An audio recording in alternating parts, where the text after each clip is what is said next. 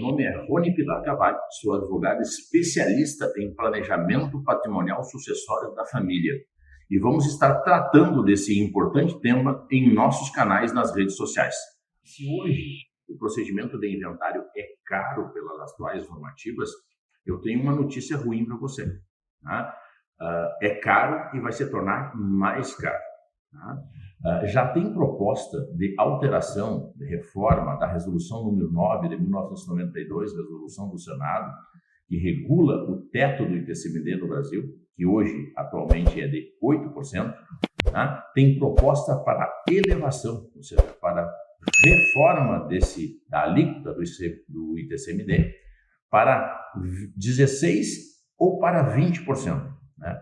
Uma das propostas é do então senador Cid Gomes, que propõe a alteração de 8% para 16%, e a outra proposta é do CONFAS, ou seja, do Conselho de Política Fazendária dos Estados, né, que é composto pelos secretários de Fazenda dos estados da federação e mais o ministro da Economia. E essa proposta, né, elevaria o imposto, a alíquota do imposto, para 20%, ou seja, o teto do ITCMD no Brasil, segundo essa proposta do CONFAS, sairia de 8% e iria para 20%. Né? E aí, evidentemente, cada estado da federação, mesma forma como é hoje, né, teria que fazer a sua normatização própria, a sua normatização através da Assembleia Legislativa e regular, podendo chegar até 20% de acordo com essa proposta do CONFAS. O que eu acredito que essa alteração virá e de fácil aprovação no Senado Federal? Primeiro que se trata de uma resolução, e essa resolução, para sua alteração, independe de quórum qualificado, ou seja, exige meramente maioria simples, ou seja, a maioria simples da composição do Senado, ou melhor dizendo, a maioria simples da sessão, uma vez instalada a sessão no Senado Federal, uma maioria simples aprova a reforma da resolução sem maiores problemas, sem a exigência de quórum qualificado. O outro motivo é que, se compararmos esse imposto brasileiro com os demais países do mundo, o nosso ainda é extremamente baixo. E mesmo que seja elevado, mesmo que seja aprovada a proposta de alteração do CONFAS, por exemplo, e se eleve a alíquota para 20%, mesmo assim, se comparado com o resto dos países, né, Europa e Estados Unidos, especialmente, ainda assim vai ficar abaixo.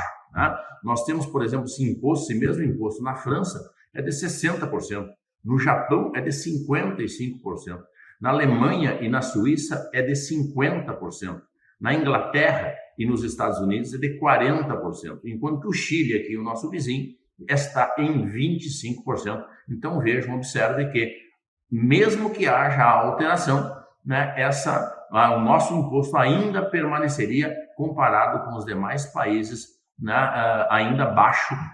Importante referir também que após o problema da pandemia e o efeito econômico que a pandemia causou na maior parte, ou se não na totalidade dos países, né, há necessidade de que os governos busquem outra forma de sustentação do Estado. Né? E a OCDE, a Organização para a Cooperação e Desenvolvimento Econômico, né, do qual o Brasil é signatário, portanto, compõe essa organização, está recomendando que justamente haja uma majoração, uma elevação no imposto de transmissão de herança. Essa recomendação veio pelo seu chefe de política tributária e estatísticas, David Bradbury, né, que recomendou, né, em reunião realizada em Londres, né, a partir da sua fala, recomendando que os países membros da OCDE elevem o seu imposto, ou seja, a tributação sobre a transmissão de heranças. Então, por mais esse motivo, nós não temos dúvidas em afirmar, né, somados todas essas razões que nós referimos antes para vocês, né, mais dia, menos dias, a tributação ficará ainda mais caro, a tributação de transmissão de herança. Existem várias formas de fazer um bom planejamento sucessório, mas existe uma forma que é muito mais eficaz, né, tem muito mais eficiência tributária, muito mais economicidade do ponto de vista tributário, porque eu consigo, através dessa espécie de planejamento sucessório, reduzir consideravelmente a principal despesa na transmissão da herança, que é o imposto de transmissão.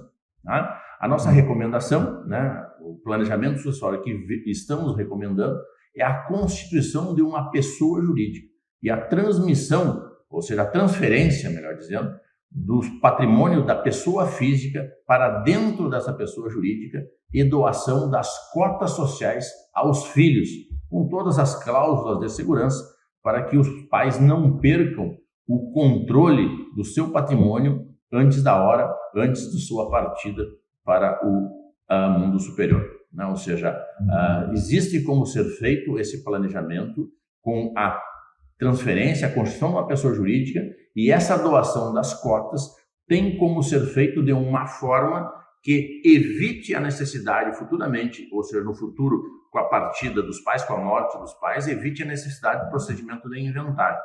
E, ao mesmo tempo, esse patrimônio continua no total controle dos patriarcas até as suas mortes. Como que se dá a tributação, né, na operacionalização da transferência do patrimônio da pessoa física para dentro dessa pessoa jurídica que nós estamos sugerindo que seja feito para fazer um bom planejamento sucessório. Tá? O primeiro imposto que em uma operação normal incidiria seria o ITBI, né, um imposto de competência do município, né, porque eu estou transferindo, em tese por ato oneroso, né, o patrimônio e, evidentemente, haveria a necessidade ou a incidência do imposto de competência do município. Entretanto, né, esse imposto, como se faz a transferência através de integralização de capital, ou seja, ao invés de integralizar dinheiro na pessoa jurídica, né, aquele dinheiro prometido no contrato social para a criação da pessoa jurídica, eu vou integralizar os bens que estão no meu CPF, né, para fazer essa transferência. E essa integralização de capital, ou seja, mesmo se tratando de bens imóveis, por exemplo, né, não vai haver incidência do ITBI, porque tem previsão de imunidade tributária lá na Constituição Federal, ou seja, a transmissão de bens para dentro da pessoa jurídica como forma de integralização de capital é imune à tributação por expressa previsão da Constituição Federal, portanto, não incide ITBI. E o imposto de renda por ganho de capital, quando eu estou transferindo, fazendo a integralização dos bens na pessoa jurídica, não seria uma compra e venda? Em tese, é uma operação de compra e venda, ou seja, a natureza jurídica da integralização de capital, ou seja, a pessoa física está, entre aspas, vendendo para a pessoa jurídica e, portanto, em uma operação normal, deveria incidir imposto de renda por ganho de capital, que incide sobre aquela diferença, ou seja, do valor originário para o valor que está sendo vendido, ou seja, incide o imposto de renda de ganho de capital sobre essa diferença. Entretanto, né, a própria normatização que regula o imposto de renda autoriza que a transferência para dentro de uma pessoa jurídica, quando se faz através ou seja, para a integralização de capital, se faça pelo valor originário, ou seja, aquele valor que consta lá na declaração do imposto de renda da pessoa, aquele valor que eu comprei o imóvel, lancei na minha declaração do imposto de renda, eu vou transferir para dentro da pessoa jurídica pelo aquele mesmo valor originário, portanto não tem diferença, portanto não há ganho de capital e não haverá imposto de renda, né, sobre ganho de capital nessa integralização dos bens que me pertencem para dentro dessa pessoa jurídica, sem o menor problema, porque isso tem expressa previsão na normatização do imposto de renda. E como você faz a transmissão aos herdeiros sem que haja incidência ou havendo a incidência da principal despesa dos procedimentos sucessórios, que é o imposto de transmissão, de uma forma mais eficiente, de uma forma mais econômica, né? Efetivamente será uma operação de doação, ou seja, as cotas sociais da pessoa jurídica criada para onde for transmitido o patrimônio serão doadas aos herdeiros. E sendo doada aos herdeiros, a base de cálculo do ITCMD é diferente da base de cálculo se eu fizesse a simples doação dos bens. Se eu fizer a simples doação dos bens, a base de cálculo, né, vai ser o valor, né, o valor de mercado, o valor, a avaliação dos bens. Enquanto que, no caso das cotas sociais, o que vai ser avaliado é o valor patrimonial líquido da pessoa jurídica. E essa operação é muito mais econômica. A base de cálculo aonde incidirá o imposto será bem menor do que a avaliação dos bens propriamente dito. O efetivo planejamento sucessório para evitar a necessidade de procedimentos de inventário futuramente após a morte dos patriarcas, né, ele se dá através da doação, né, das cotas sociais da pessoa jurídica para onde foram transferidos os bens aos herdeiros. Essa doação, né, evita futuramente a necessidade de procedimento de inventário, porque, em princípio, a pessoa jurídica, né, já pertencerá aos herdeiros e, estando os bens dentro da pessoa jurídica, não há necessidade para fazer procedimento de inventário.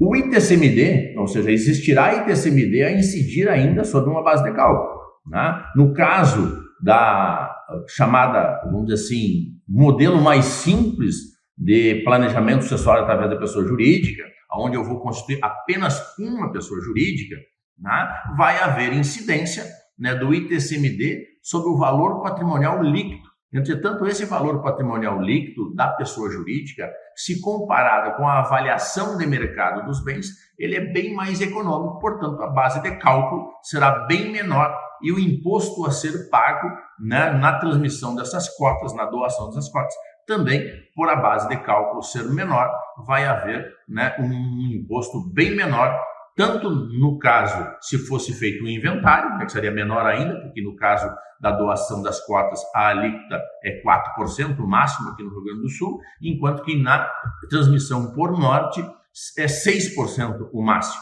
né? Mas não só por isso, ou seja, a base de cálculo do valor patrimonial líquido da pessoa jurídica vai ser menor, né? A forma de calcular esse valor vai ser bem menor do que se fizer a simples avaliação dos bens e usar esses bens como base de cálculo para a incidência do ITCMD. Existe mais de uma forma, mais de um modelo de constituição de uma holding patrimonial sucessória, né?